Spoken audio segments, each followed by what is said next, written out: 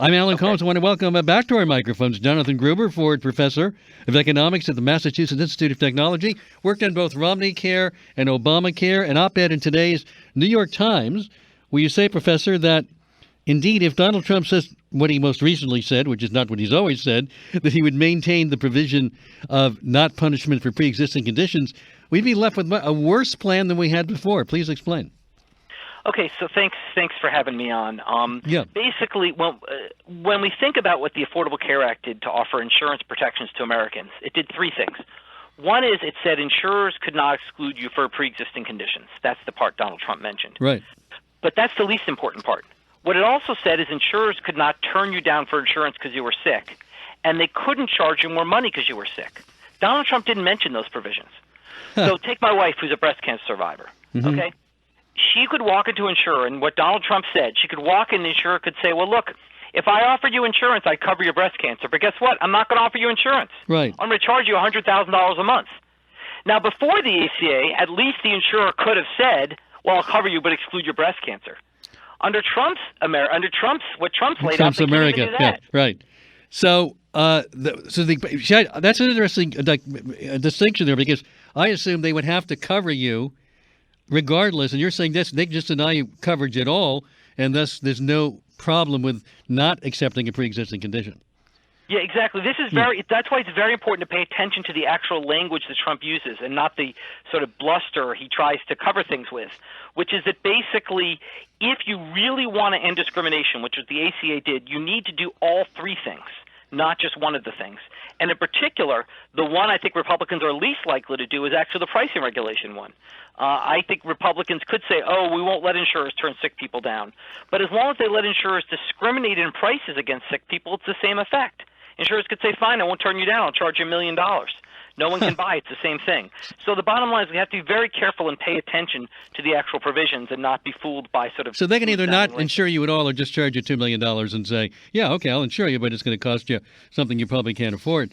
Yeah. What is the replace part of repeal and replace? Do we know that there's any part that fits under the rubric replace? There is no replace. Basically, here's the problem Republicans face, and one level I feel sorry for them, which is that Obamacare was the replace. Let's go back to the history. Obamacare was the plan Republicans came up with as an alternative to the Clinton administration's original health care plan. It's a conservative plan developed by the Heritage Foundation, adopted by a Republican governor, and then Obama, to his credit, took it on and said, hey, this is a good model, I'll do it. The problem is there's nothing to the right of Obamacare that works. I mean, there are things to the right of Obamacare that cover fewer people, but there's nothing to the right of Obamacare that covers as many people for the same amount of money. You know, they keep saying, okay, tort reform is one thing. Then they talk about selling insurance across state lines. Neither of those do anything to help the needy.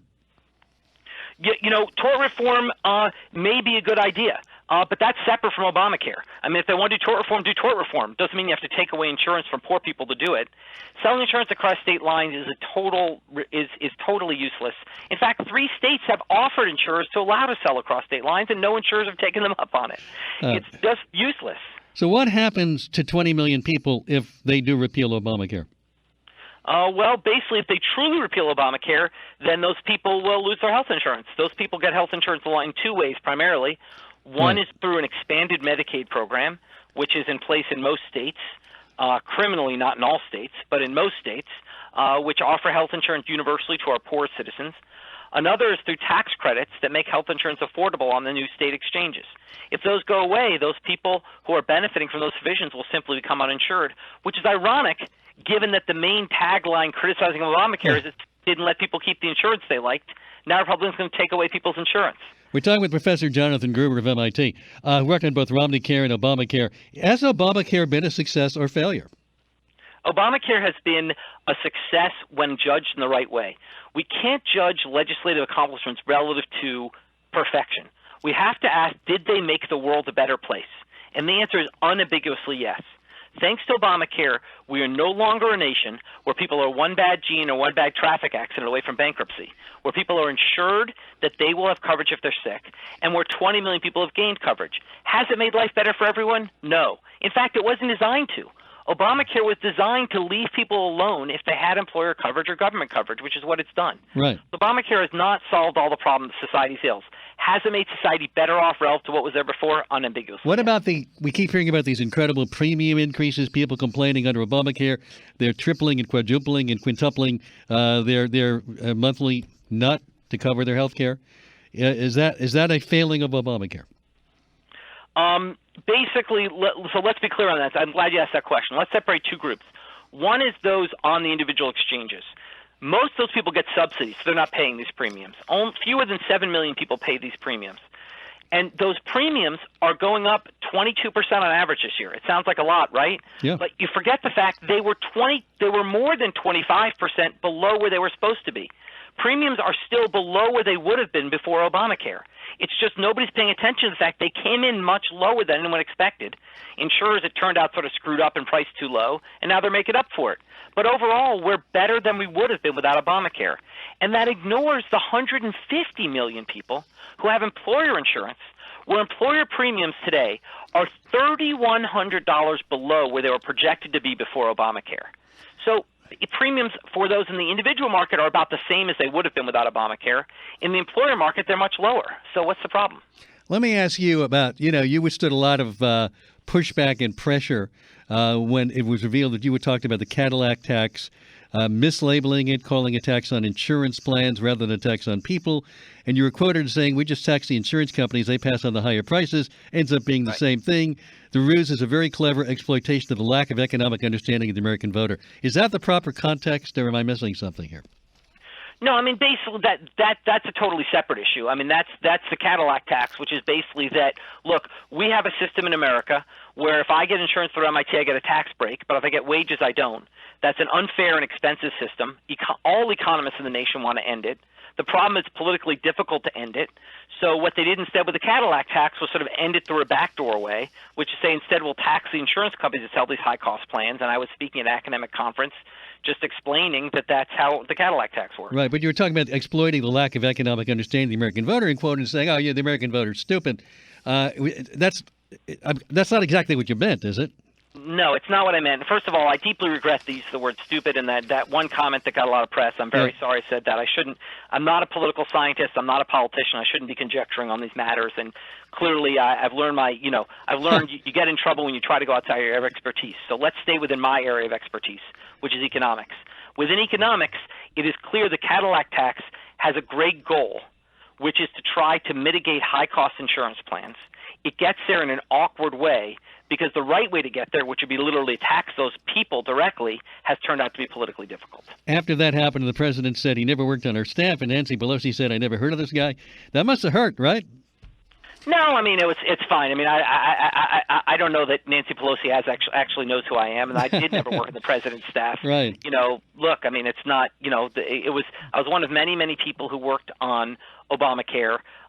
One thing that's been hard for me is I get introduced as the architect of Obamacare, and I don't want to start every conversation by correcting people, but it's not who I am. I'm one of many people who worked on Obamacare. I was a consultant, but that was it. What should be the next step to correct, assuming Donald Trump didn't have his way, what would be the next thing that should or could be done to make things better? The next thing that would or should be done to make things better, well, I mean, it's very hard to know. I mean, ideally, what would happen is Trump would realize that this is getting rid of this law is horrible.